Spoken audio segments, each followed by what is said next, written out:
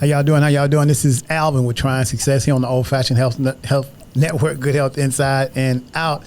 Listen, y'all, I have so I'm gonna say a homeboy versus soon to be homeboy, Dion on the show today, man. Thank you so much for being on the show, man. I really appreciate you taking the time out to be on the show. I've been trying to get him on the show for a minute. We kind of play a little tag here with it, but man, Dion, tell them a little bit about yourself, who you are and what you do. Yeah, what's going on, everybody? And first off, thank you, Alvin, for allowing me to come on the show. It's a pleasure just chopping up with another brother, man, someone like you. So yeah, everybody, my name is Dion Boyd. Grew up on the south side of Chicago. I'm still here. I left to go to school, went to Pomona College, which is out in California, just east of Los Angeles. So went there for undergrad, graduated in 2016. And then from there, I was fortunate to start my career in finance and investment banking. That then opened the doors for me to move into private equity, worked at a Billionaire family office for 2 years. But it was there where I had a huge life-changing event. So my dad, after 2 years, 2 weeks after he had just got promoted to deputy chief of Chicago police here, he committed suicide in his office at the police facility. So that kind of, woke me up, and it really just sent me, back to where, my mind had already been, which is I knew I wanted to be an entrepreneur. I knew I wanted to help people, my people specifically, and, give back all the financial information that I have been, fortunate to learn and be exposed to. And so that's what I'm doing now. Getting ready to launch, my official brand and company. It's going to be called Up Your Equity. And my goal really is to just give finance more color and to, help the community, help the culture build wealth share by share. And I'll be launching that soon. So happy to talk more about whatever, but that's me. That's who I am. I like the part about you saying you want to give the financial part more color. Yeah. That's good. That was kind of slick. I like the way you put that. Does some Harold's chicken come with it? What's that? Does Harold's chickens come with it? Oh, man. It's got to. Dion, so you say you worked for a billionaire family. That's correct? Yep, I did. Tell me what it's like to work for a billionaire, man. All the people I know, yeah. I don't know any billionaire families. Yeah, so, man, it's quite the experience, I tell you, man. It was really cool. So I worked for the Crown family. So they essentially built their wealth through essentially their, his name was Henry Crown. He founded a company back in 1920 or something. It's called Material Service Corporation. Mm-hmm. It used to essentially transport lime, rock, and stones and a bunch of other building materials up and down the Mississippi River. So they helped build the Merchandise Mart, things like that here in Chicago. So very prominent family here. They're like the Pritzkers. And so working for them is really cool, man. I'll tell you this. One thing that I learned truly, which is what I'm grateful for, is at the end of the day, man, no matter how much money you got, people are still people, right? At the end of the day.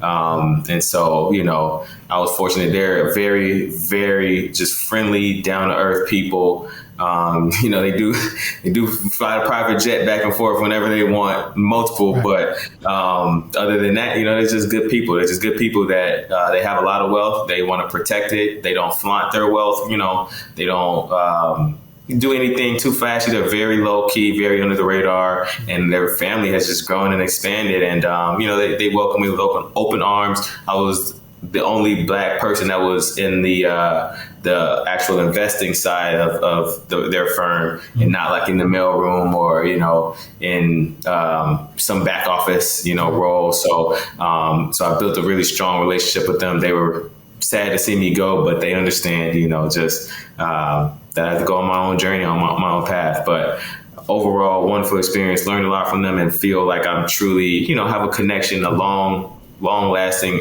connection that I'll have with them forever. So, do you think they learned something from you? Absolutely. They tell me, as I was leaving, they threw me a party, and they told me that they learned a lot from me. One, they said, hey, one, just shout out to you for how you handled the whole situation, with your dad. Learned a lot from you there. Learned a lot from you just in terms of making this place more equitable, more culturally friendly.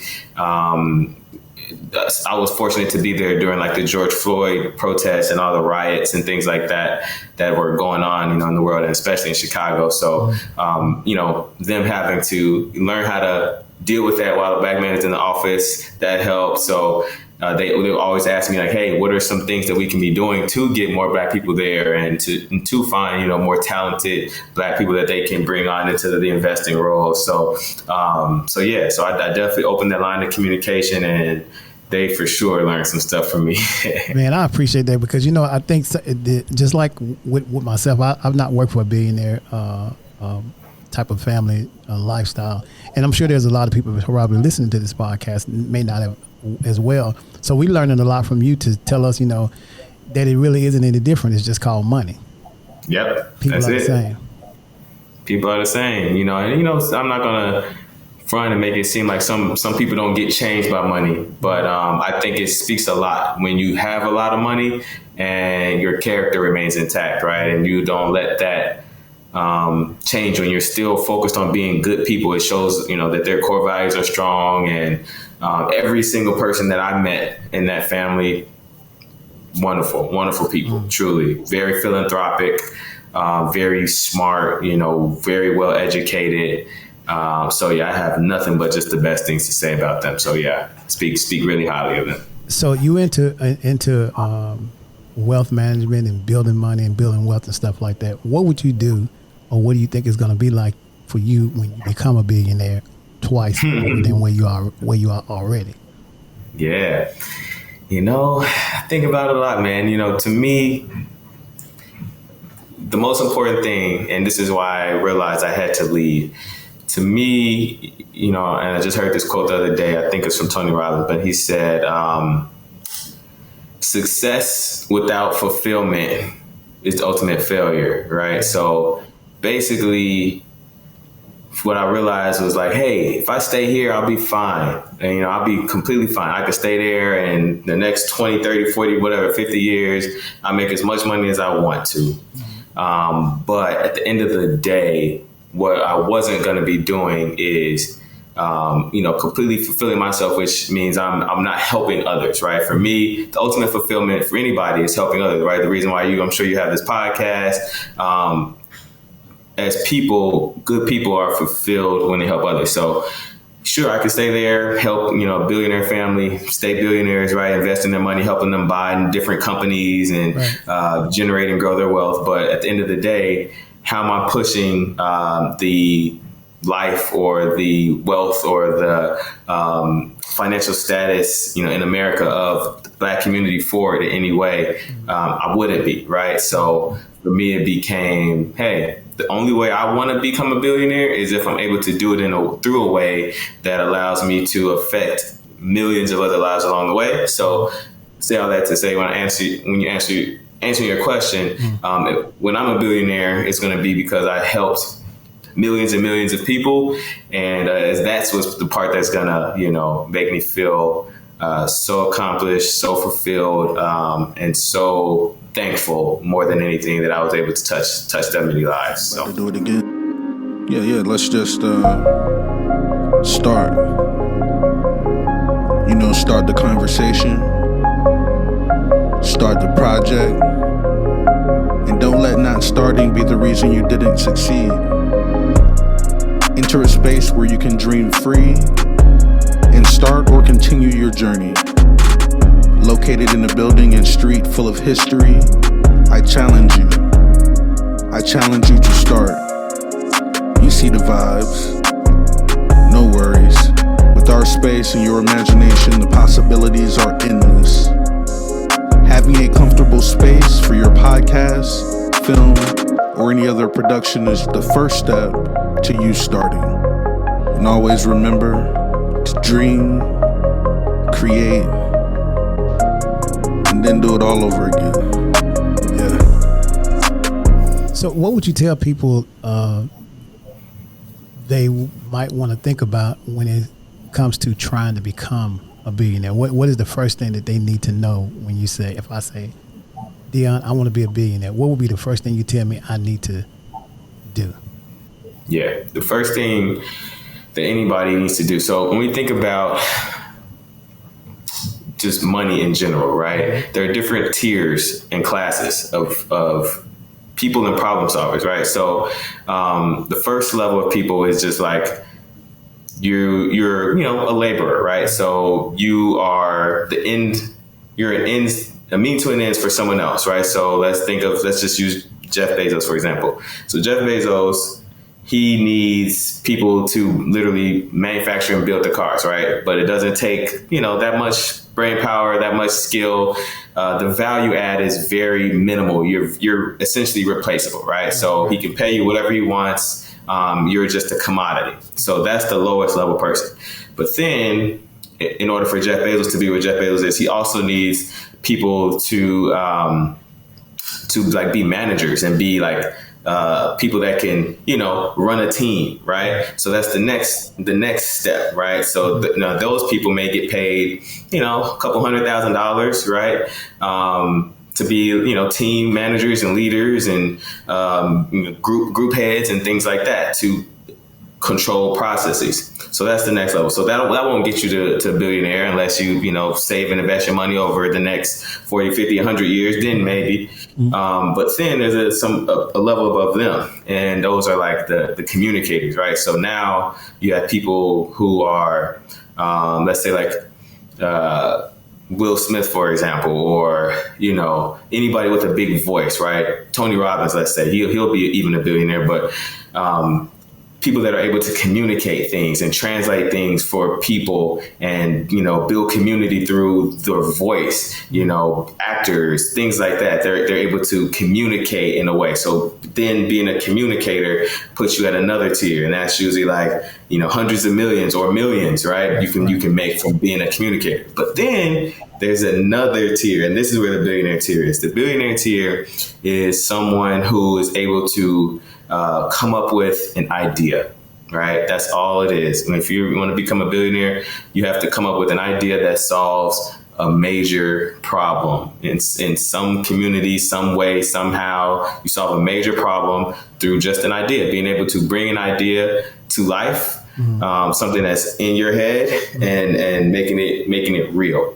And that is the only way really to becoming a billionaire. And there's a lot that goes into it. Timing is one. You got to understand where we are in just life and time and cycles, and be able to, one, have a vision, see a problem and act on it and figure out how to get all the people in places, how to get the communicators, how to get the managers, and then how to get the laborers all in one to build and scale out your vision. So, that's kind of how I would say. But I mean, you want to be a billionaire. But I like those. I mean, that's I had not heard it put like that. So that's good to know, so I can make sure I'm on the right track. I'm hoping that. Yeah, exactly. So what's the name of the business that you're your business and that you're trying to scale, that you're going to scale when you growing it? Yep. So the name of my business is called Up Your Equity. And, literally is just me getting out here and just giving information, feeding the people with, all the actual financial knowledge and skills that are needed to, one, do a few things. One, really understand companies, right? Understand companies, how to break them down, how to analyze them, how to, read through their income statements, balance sheets, and all of that. Come up with a valuation for yourself. Understand the stock market, understand basic accounting, things like that. And again, it's just to teach people the skills so they can be confident enough to go out here and not just, buy stuff on the stock market, but what happens when, the liquor store or, the Harold's Chicken on your block goes up for sale. How are you going to know what price to buy it at? Or how are you going to know, how to analyze their income statement and their balance sheet to understand if you should buy that business, right? So I want to just give people the actual skills and the knowledge and just keep people aware and know that these things are possible. You can go out and buy any business, the laundromat on your corner, you can take out a loan and go buy it. And then the loan won't be on your balance sheet, it'll be on the company's balance sheet. Just how you do with real estate, you can do the same thing for business. So just teaching people literally everything about wealth, but really giving them the skill set that I've been able to acquire through my career. You have a lot of young and middle-aged entrepreneurs and old-age entrepreneurs here in Atlanta, right? And then Yep. they run into you. And where do you start with one that's like really from ground up versus one that's already there? I mean, in my mind, Yeah. I'm thinking if I'm ground up and I don't have all these basic things like not even incorporated and all those things yet, you don't have your LLC. You don't even know what an LLC versus a sole proprietorship is. You know, you got to teach them then, but they're trying to frog leap over to, I want to be a millionaire, not even a billion. I want to be a millionaire, but you hadn't gotten. So how do you start with those? How do you convince those people to slow it down and start one bite at a time if they really, really hungry? Absolutely. Yeah, no, that's a great question. I would say honestly, so for me, I'm taking a little bit of a different route, so I'm not going to be too much in the lane of like teaching people LLCs and things like that. Mm-hmm. I'm building out, a very streamlined course and framework right now. And I just want to create a program, create a community where people can go. And like you said, if you're starting from literally never heard of a stock, never, invested $1, take them from there all the way up to, okay, now I'm able to go find a company that I, maybe have heard of, look at it, analyze it, and figure out, hey, is this a good investment or not? Is this a good business? Is this a good long-term thing to invest in? And then just help them, change their mindset, understand how the stock market works, understand how just investing and buying a company works in general, and give them sort of that full scope and scale and start there. And I'll do seminars. I'm going to do, I'm already working with CPS on different programs and things that I'm going to do with them.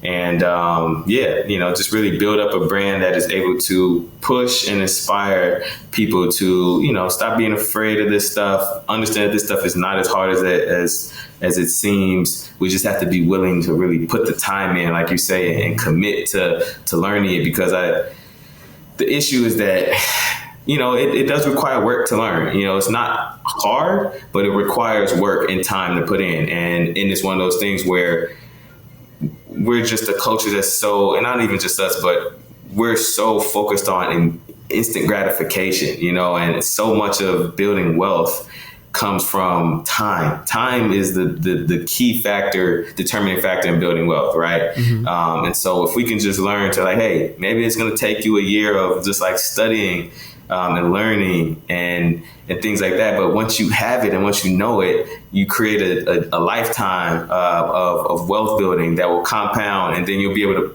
take the information you learned or this course or whatever it is and pass it on to your kids and then their grandkids. And it changes family dynamics for forever. So that's kind of the goal, is to teach people, like you said, slow down, but understand the value of the information, because it's the information that's going to change everything for you.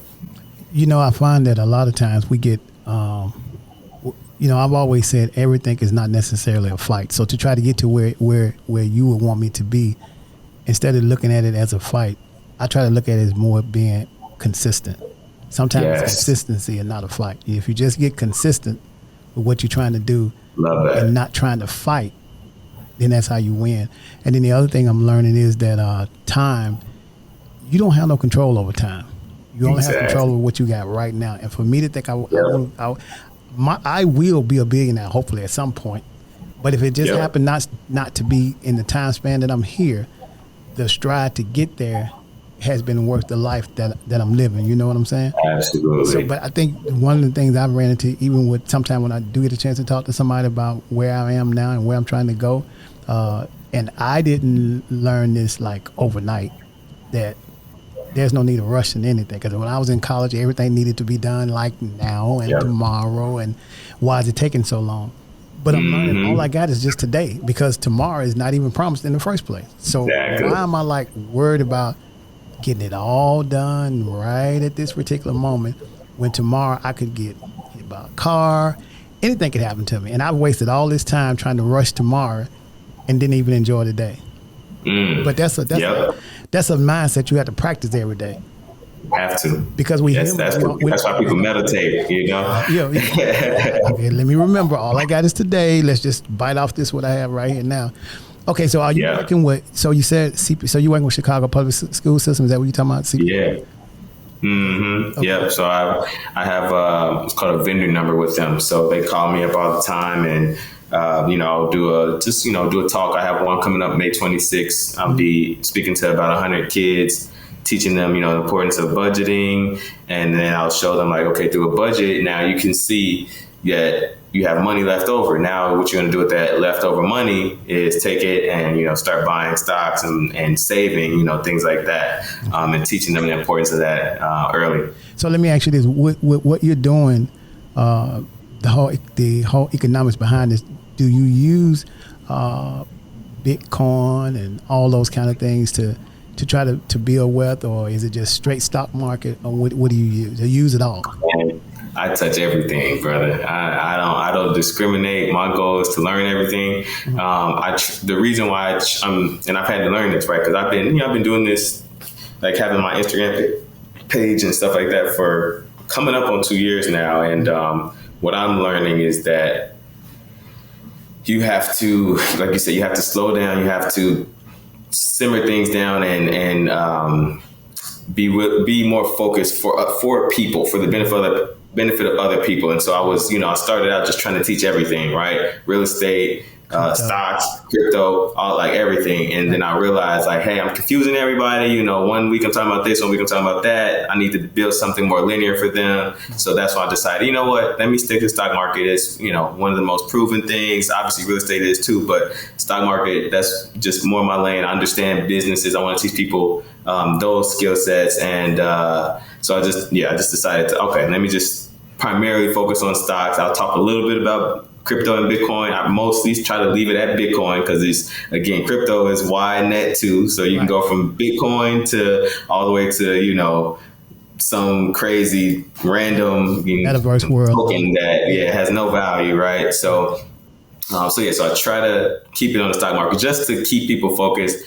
And through the skills that you can get from the stock market, I believe that you can take that skill and apply it to every other thing. And so I am big in real estate as well, too. So I own a 3-unit building here in Hyde Park that I rent out. And then right now I also just got under contract to do my first flip. So me and a group of other investors here, we're trying to do more flipping as well. So I'm trying to build out real estate. Right. I do own a bunch of crypto as well, over $100,000 worth of just Bitcoin, Ethereum, so like the top 5 or so. Right. And so, I believe in diversification. We are in a crazy time, and the last thing you want to do is have all your eggs in one basket at this moment. It's not safe for that right now. Dion, I really appreciate you coming on the show, man. I'm so happy that you. I was like, I hope he comes. I hope he will be on the show. And when you hit me back, I'll do it, man. I really, really appreciate it. It was something that you shared on your Instagram or TikTok that I wanted to remember that I've totally forgotten now. But anyway, I hope that you'll come back again. And of course, and I'm going to speak to you after the show as well. But can you tell people how to get it? Do you have a website and all that stuff so people can reach you? Website is literally being built right now. I just got the email. They're basically saying, hey, there's a first draft. So website is being built. But so for now, everyone just follow me. Yeah, my Instagram is at DXB Finance. And then that's the same for my TikTok as well. And so, you guys be able to follow me. I'll put all the information out there when I release my actual business and things like that. And let's go. Let's do this. It's a long journey ahead, but it's one that'll be well worth it. And I'm excited. So and it'll be fun. Yeah, it'll be fun. Exactly. I'll enjoy it. Dion, thank you so much for being on the show, man. I really appreciate you, man. Make sure y'all share, like, and follow me on Trying Success. And you can find this video on Trying Success Facebook, YouTube, Instagram, and on the Old Fashioned Health Network. So that's right. Thanks for watching. Thank y'all for watching, Dion. Thank you, man. Appreciate you. Thanks for having me, y'all. Thanks, everybody. All right. So hold on, Dion.